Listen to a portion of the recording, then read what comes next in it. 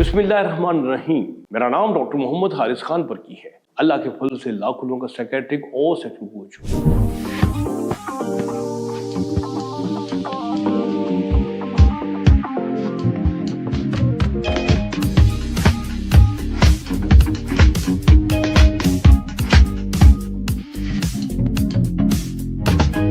अगर आप पुरानी हिंदू मैथोलॉजी की बुक्स पढ़ें तो उस ज़माने में जो कपल होते थे वो इस बुनियाद पे बनाए जाते थे कि उनके उज़्व तनासुल जो है उनमें एक तनासुब हो, कि अगर किसी का नफ्स बड़ा है तो उसकी शादी या जोड़ा उसके साथ बनाया जाए जिसका वजाइना जो है खुला और गहरा हो, और इस तरह जिसका नफ्स छोटा हो उसकी शादी कहीं ऐसे की जाए जिसका जो वजाइना है वो तंग हो और छोटा हो।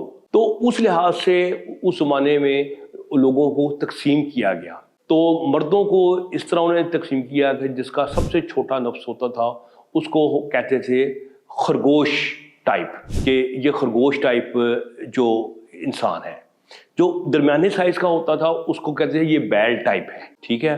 और जो बड़ा सुपरसोनिक किस्म का जंबू साइज़ होता था वो कहते थे ये घोड़ा टाइप आदमी है। तो मर्दों को 3 कैटेगरी में तकसीम किया जाता था।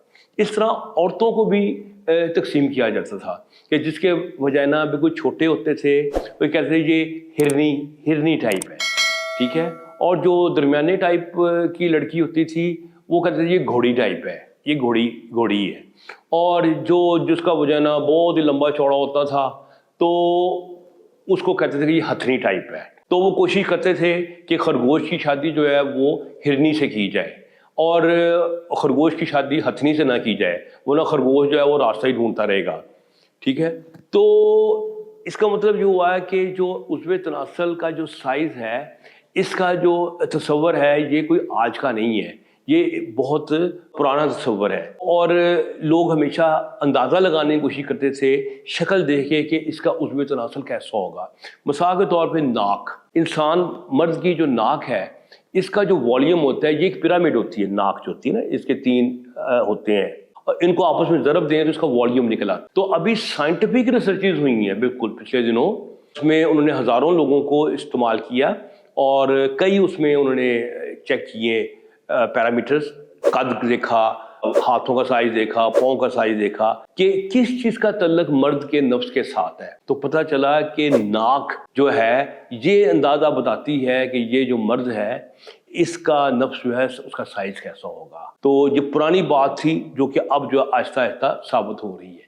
इसी तरीके से औरत के मुतालिक भी ये देखा गया कि जो उसका मुंह का साइज है, लिप्स का साइज, ये उसकी वजाइना की उसकी विड्थ और डेप्थ के मुताबिक बताता है कि जिन लड़कियों का मुंह बड़ा होता है और होंठ मोटे होते हैं उनके वजाइनास भी बड़े होते हैं और गहरे होते हैं, और जिन लड़कियों के लिप्स जो है बड़े छोटे होते हैं वो बड़े छोटे से तरीके से मुस्कुराती हैं तो उनके वजाइना भी छोटे होते हैं। इसी तरीके से कुछ और तरीके से भी हम वो वजाइना का अंदाज़ा लगाते थे। एनीहाउ अभी भी ये चीज़ें बेशक मिथ की शक्ल में हैं, इनकी बड़ी स्ट्रेंथ है, लोग अभी भी साइज़ के ऊपर बहुत ज़्यादा इन्हिसार करते हैं।